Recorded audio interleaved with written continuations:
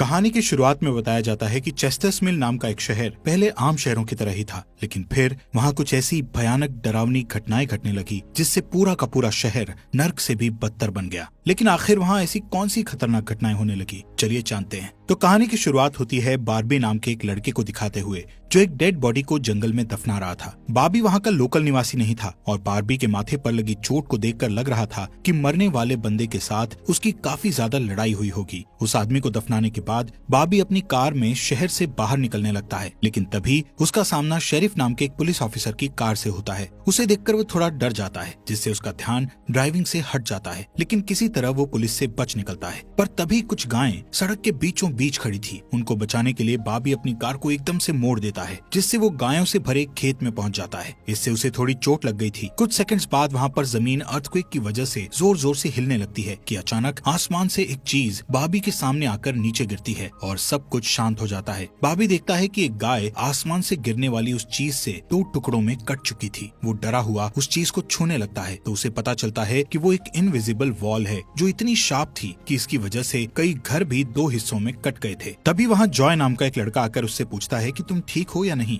वो भी उस इनविजिबल दीवार को देखकर शॉक्ड रह जाता है। दूसरी तरफ शेरिफ और लिंडा को खबर मिलती है कि उस पूरे टाउन की पावर सप्लाई कट गई है, फोन लाइंस बंद हो गई हैं और इंटरनेट भी काम नहीं कर रहा है। यहाँ तक कि सारे सैटेलाइट कनेक्शंस भी काम करना बंद कर गए थे। तभी शहर के ऊपर से उड़ रहा एक प्लेन उस इनविजिबल वॉल से टकराकर क्रैश हो जाता है, जिसे देखकर लोग और भी ज्यादा घबरा गए थे और ये बात कंफर्म हो जाती है कि ये सिर्फ एक इनविजिबल दीवार नहीं बल्कि एक राउंड शेप डोम यानी गुम्बद है जिसने आधे शहर को कवर कर लिया है। वहीं दूसरी साइड हम एक रेडियो स्टेशन पर फिल और उसकी असिस्टेंट डोडी को देखते हैं जो सिग्नल लाने की कोशिश कर रहे थे। वो दोनों थोड़ा कंफ्यूज थे कि अचानक सिग्नल क्यों चला गया। यहाँ पर फिल को लगता है कि ये अच्छा मौका है उनकी रेडियो रेटिंग्स को हाई करने का, इसलिए वो दोनों सिग्नल को ठीक करने में लग जाते हैं। वहीं एक फायर ट्रक डोम की दूसरी तरफ से आ रहा था, जिसे देख बार्बी ट्रक वाले को इस इनविजिबल वॉल की तरफ इशारा करता हुआ उसे रुकवाकर क्रैश होने से बचा लेता है। थोड़ी देर बाद वहाँ इन्वेस्टिगेशन करने के लिए कुछ पुलिस वाले आते हैं, पर इस इनविजिबल डोम को समझना उनके बस की बात नहीं थी। उसी समय वहाँ पर एक शहर का काउंसिलमैन जिसका नाम बिग जिम था वो भी पहुँच जाता है, लेकिन उसे भी इस डोम के बारे में कुछ भी समझ नहीं आता। यहाँ पर पुलिस को इन्फॉर्मेशन मिलती है कि उस शहर की तरफ आने वाले सभी रास्तों को बंद कर दिया गया है क्योंकि उस डोम की वजह से बहुत सारे एक्सीडेंट हो रहे हैं। इसके थोड़ी दूर घर पर जूनियर नाम का लड़का एंजी नाम की लड़की के साथ इंटीमेट हो रहा था। एंजी पेशे से नर्स थी और जो की बड़ी बहन भी थी। इंटीमेट होने के बाद जूनियर एंजी से कहता है कि मैं तुमसे बहुत प्यार करता हूँ, लेकिन एंजी उसे कहती है कि वो उसके लिए ऐसा कुछ फील नहीं करती। इससे जूनियर का दिल टूट जाता है और उन दोनों में बहस होने लगती है। यहाँ पर उनकी बहस इतनी बढ़ जाती है कि एंजी उसे थप्पड़ मारकर वहाँ से चली जाती है। इसके बाद हम 3 लोगों की फैमिली को देखते हैं, जिसमें मदर कैरोलीन, एलिस और उन दोनों की बेटी नोरी उसी टाउन की तरफ जा रही थी। उन्हें इस बात की खबर नहीं थी कि डोम ने उस टाउन को कवर किया हुआ है। दूसरी तरफ हम जूलिया नाम की एक इन्वेस्टिगेटिव रिपोर्टर को देखते हैं जिसका चेस्टर्स मिल शहर में बहुत नाम था। एक दिन एक औरत उसे एक सीक्रेट खबर देने के लिए कॉल करती है। वो औरत उसे बताती है कि उसने उस वीक चेस्टर्स मिल में प्रोपेन से भरे 6 ट्रक को जाते हुए देखा है और उसके हिसाब से इतनी बड़ी क्वांटिटी में प्रोपेन जैसे फ्यूल का शहर में आना किसी खतरनाक प्लान का हिस्सा हो सकता है। जूलिया उस औरत को इस बारे में इन्वेस्टिगेशन करने का वादा करती है, पर वो अपने काम में ज्यादा बिजी होने के कारण उस पर ध्यान नहीं दे पाती। वहीं बिग जिम रेडियो स्टेशन जाकर इमरजेंसी की अनाउंसमेंट करता है। कैरोलीन जो एलिस और नॉरी के साथ शहर में आ रही थी ये अनाउंसमेंट सुन लेती है, पर उन्हें लगता है कि ये किसी तरह का एडवर्टीजमेंट है, इसलिए वो इस अनाउंसमेंट पर ध्यान नहीं देती और उनकी कार डोम से टकराते टकराते बचती है क्योंकि उससे पहले दूसरी तरफ से आ रहा एक ट्रक डोम से टकराकर क्रैश हो जाता है, जिसे देखकर वो तुरंत अपनी कार की ब्रेक लगा देती है। इतने बड़े इंसिडेंट को देखकर नॉरी के दौरे पड़ने लगते हैं, जिससे वो बेहोश हो जाती है, लेकिन बेहोश होने से पहले वो किसी पिंक स्टार के बारे में कहती है। अब यहाँ से नॉरी को जल्दी से हॉस्पिटल में ले जाया जाता है, जो कि टाउन में होने वाली घटनाओं से घायल हुए लोगों से भरा पड़ा था। वहीं जूलिया और बार्बी घायल हुए लोगों को हॉस्पिटल ला रहे थे। इसी हॉस्पिटल में जूलिया का हस्बैंड भी डॉक्टर था। वो उससे मिलने जाती है, लेकिन उस वक्त उसका हस्बैंड हॉस्पिटल में नहीं था। हॉस्पिटल में जूलिया को पता चलता है कि उसका हस्बैंड संडे को कभी काम नहीं करता था, पर वो जूलिया को हमेशा झूठ बोलता आ रहा था। हॉस्पिटल के बाहर हम बार्बी और एंजी को मिलते हुए देखते हैं। दोनों को साथ देखकर जूनियर के अंदर एक अलग सी जलन पैदा होती है। वहीं अब टाउन के बॉर्डर्स को सैनिकों द्वारा सील कर दिया जाता है।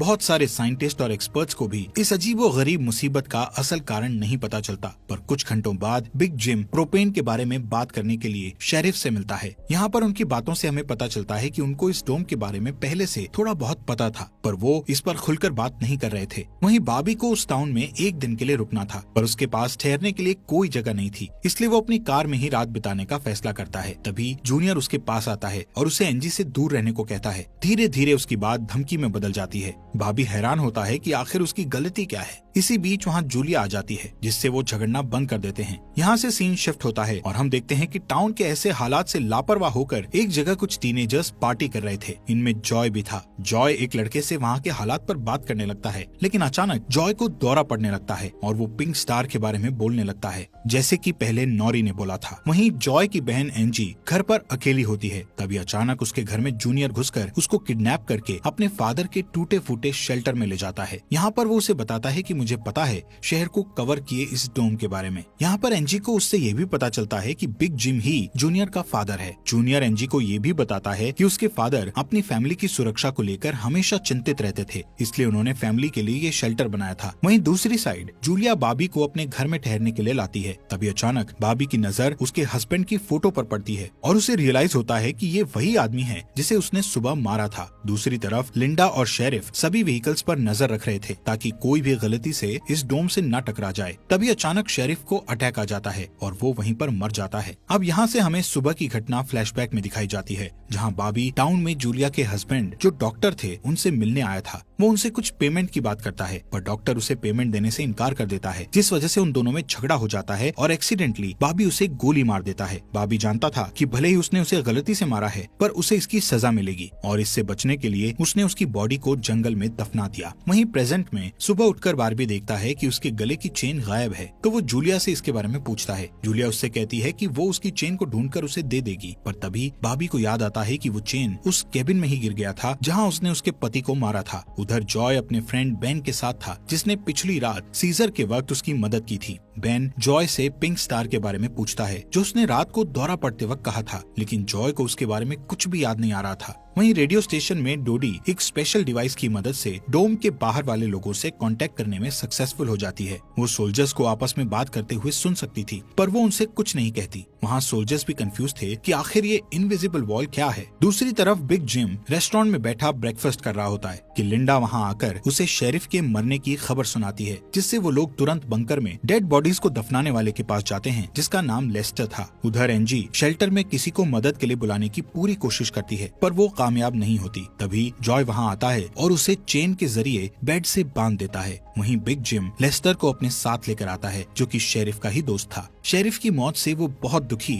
और परेशान हो जाता है। जब लिंडा उनके आसपास नहीं होती, तब वो और बिग जिम पिछले महीने होने वाले प्रोपेन के इंपोर्ट के बारे में बात करते हैं कि प्रोपेन के इंपोर्ट में उन तीनों का ही हाथ था और उन्होंने टाउन वालों से ये बात छुपाई थी। शेरिफ की मौत से ये कंफर्म हो गया था कि वो उनकी इन्वॉल्वमेंट के बारे में किसी को कुछ नहीं बता पाएगा, जो कि उनके लिए अच्छी खबर भी थी। उसी दिन बाद में लिंडा पुलिस स्टेशन आती है तो देखती है कि बिग जिम शेरिफ के ऑफिस में कुछ ढूंढ रहा है। लिंडा के पूछने पर जिम उसे कहता है कि वो वहाँ शेरिफ की वसीयत के पेपर्स ढूंढ रहा है, लेकिन असल में वो वहाँ प्रोपेन के इंपोर्ट से जुड़े पेपर्स को ढूंढने आया था, जो उसे और लेस्टर को परेशानी में डाल सकते थे। वो तुरंत बाहर आकर शेरिफ को बताता है कि मुझे लगता है वो पेपर शेरिफ के घर में होंगे, जिन्हें लाने के लिए वो लेस्टर को तुरंत उसके घर भेजता है। इसी बीच जूलिया जल्दी से रेडियो स्टेशन पर डोडी के पास जाती है, जहाँ वो देखती है कि वो लोग डिवाइस के जरिए डोम के बाहर खड़े सैनिकों की बातचीत सुन सकते हैं। उनकी बात सुनने पर जूलिया को पता चलता है कि वो लोग जमीन खोदकर डोम को बाहर निकालने की कोशिश कर रहे हैं, पर वो इस काम में कामयाब नहीं हो पा रहे हैं। इसके बाद जूलिया रेडियो के जरिए पूरे टाउन में डोम वाली खबर को फैला देती है, जिससे लोगों में डर पैदा हो जाता है और लोग घबरा जाते हैं। वहीं जॉय और बेन बॉर्डर के पास साइंटिस्ट को अपना काम करते हुए देखते हैं। साइंटिस्ट ये देखते हैं कि डोम के ऊपर पानी का क्या असर होता है, पर उन्हें ज्यादा कुछ समझ नहीं आ रहा था, जिससे वो किसी नतीजे पर नहीं पहुंच पाते। वहीं जॉय देखता है कि ये डोम एक छलनी की तरह है। वो बेन से बताता है कि इस डोम में से बिल्कुल मामूली सा पानी आर पार जा सकता है। दूसरी ओर बार्बी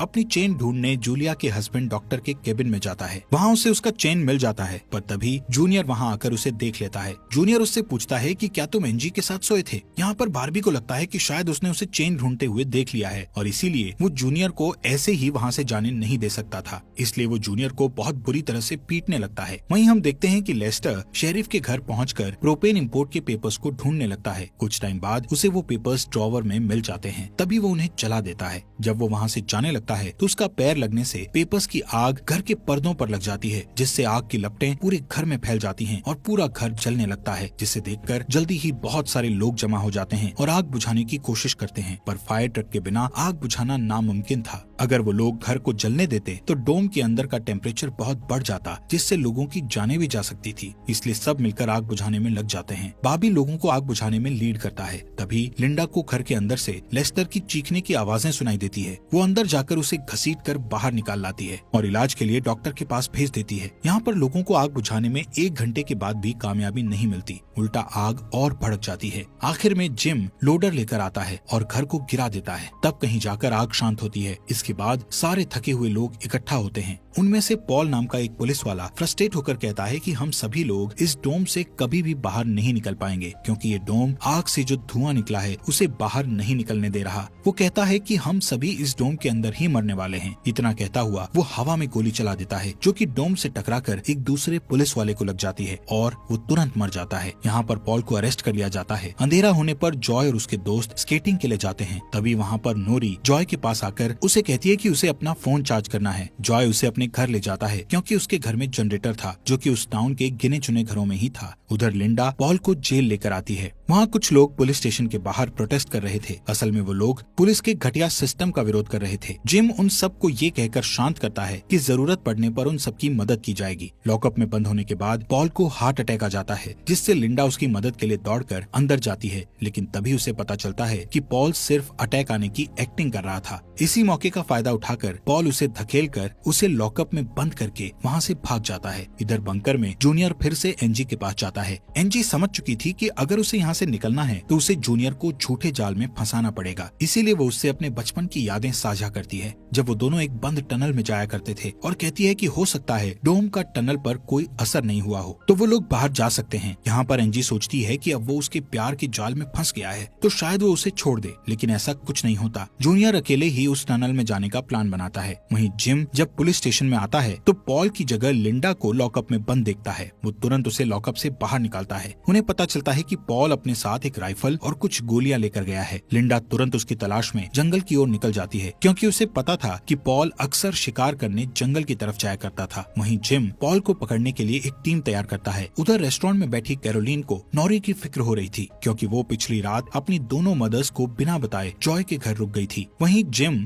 लोगों से पॉल को तलाश करने के लिए उसकी टीम ज्वाइन करने को कहता है। वो बाबी से भी उनके साथ चलने को कहता है, क्योंकि वो आग बुझाने में अच्छा लीडर साबित हुआ था। इसके बाद वो लोग जंगल में जाने लगते हैं। रास्ते में बार्बी अपनी खूबियां दिखाता हुआ उनसे कहता है कि वो मिलिट्री में भी रह चुका है। वहीं दूसरी ओर जूलिया जूनियर को टनल की तरफ जाते हुए देखती है। वो उसे रोककर पूछती है कि वो बैग पैक करके कहाँ जा रहा है, लेकिन जूनियर बहुत जल्दी में था और वो नर्वस भी था। वो कहता है कि मैं बस यहीं पास में अपने दोस्त से मिलने जा रहा हूँ। इससे जूलिया का शक उस पर और भी बढ़ जाता है और वो उसका पीछा करती हुई टनल तक पहुँच जाती है। उधर जॉय के घर पर जॉय और नॉरी साथ में नाश्ता कर रहे थे। जॉय पहले कभी किसी लड़की के साथ अकेला नहीं रहा था, इसलिए थोड़ा नर्वस फील कर रहा था, जबकि नॉरी कॉन्फिडेंट थी और बातचीत में भी हाजिर जवाब थी। तभी बेन और 2 लड़कियों को अपने साथ लेकर उसके घर आ जाता है, जिन्हें फोन चार्ज करना था। उन्हें इम्प्रेस करने के लिए बेन को जनरेटर यूज करना था, जिसके लिए जॉय बेन को थोड़ी बेदिली से इजाजत दे देता है, क्योंकि उस टाउन में जनरेटर एक बहुत काम की चीज थी और इस तरह उसका मिसयूज करना उसे सही नहीं लग रहा था। उधर जंगल में हम देखते हैं कि सर्च टीम पॉल को ढूंढ लेती है, पर उसी टाइम पॉल एक लड़के की टांग में गोली मार देता है। दूसरा लड़का भी उसे संभालने के लिए वहीं रुक जाता है, जबकि जिम और बार्बी पॉल के पीछे भागते हैं। दूसरी तरफ जूनियर टनल के आखिरी सिरे पर पहुंच जाता है, जहां पहुंचकर उसे पता चलता है कि डोम ने टनल को भी कवर किया हुआ है। वो दीवार के बिल्कुल करीब पहुंच जाते हैं, जिससे उसकी टॉर्च टॉर्च जलने लगती है। तभी जूलिया वहाँ आकर उसे वार्न करती है। जूलिया को देखकर जूनियर को बहुत गुस्सा आता है क्योंकि वो उसका पीछा कर रही थी। इस बात से जूनियर पागलों की तरह उस इनविजिबल वॉल को मुक्के मारने लगता है, जिससे जूलिया उसे रोकती है। फिर दोनों बैठकर बात करने लगते हैं। जूलिया उसे बताती है कि अपने पास्ट में की गई एक गलती की वजह से वो जर्नलिस्ट की इस बेकार सी जॉब में फंस गई है। उधर जॉय का घर लोगों से भर जाता है जो अपनी अपनी जरूरत के लिए उसके जनरेटर को यूज करने के लिए आए थे। एक बदमाश लड़का लोगों से जनरेटर यूज करने के बदले में पैसे वसूलने की कोशिश करता है, जो कि उसका था ही नहीं, लेकिन उसके खिलाफ बोलने की किसी में हिम्मत नहीं थी। ये देखकर नॉरी सब कुछ हैंडल करने के लिए आगे बढ़ती है, पर मामला और भी ज्यादा गर्म हो जाता है। लेकिन इससे पहले कि कुछ गलत होता तभी लाइट ही चली जाती है। नॉरी इस बात से बहुत खुश होती है कि जॉय ने उस बहस में उसका साथ दिया। वहीं जंगल में बॉबी और जिम पॉल तक पहुंच जाते हैं, पर पॉल ने अपनी राइफल निकाल रखी थी, जिससे वो जिम को मारने ही वाला था कि तभी पीछे से लिंडा आकर उसे शूट कर देती है। दूसरी साइड कैरोलीन जॉय के घर जाकर अपनी बेटी नोरी से मिलती है। वो नोरी से कहती है कि उसे थोड़ा जिम्मेदार बनना चाहिए। उसकी डांट सुनकर जॉय और नोरी एक दूसरे का हाथ पकड़ लेते हैं, जिससे एक स्ट्रेंज स्पार्क पैदा होता है और उसी वक्त दोनों को दौरे पड़ने लगते हैं। वो दोनों एक साथ किसी पिंक स्टार के बारे में बात कर रहे थे। उधर जूनियर शेल्टर में एनजी के पास जाता है, लेकिन इस बार उसके हाथ में फर्स्ट एड किट थी। एनजी उसके जख्मों पर मरहम पट्टी करती है और चुपके से सीजर अपने पास रख लेती है। वहीं हम देखते हैं कि जूलिया और बार्बी दिन भर की थकान के बाद वापस घर लौटते हैं, लेकिन जूलिया जूनियर की बातें सुनने के बाद से ही बार्बी पर शक करने लगी थी और जब बार्बी नहाने जाता है तो जूलिया उसका सामान चेक करने लगती है। दोस्तों, हमारे फॉक्स एक्सप्लेनर हिंदी चैनल को सब्सक्राइब करना मत भूलना। और आपको ये अंडर द डोम सीरीज यहाँ तक कैसी लगी, इस सीरीज के नेक्स्ट एपिसोड लाएं या नहीं, कमेंट बॉक्स में हमें जरूर बताएं।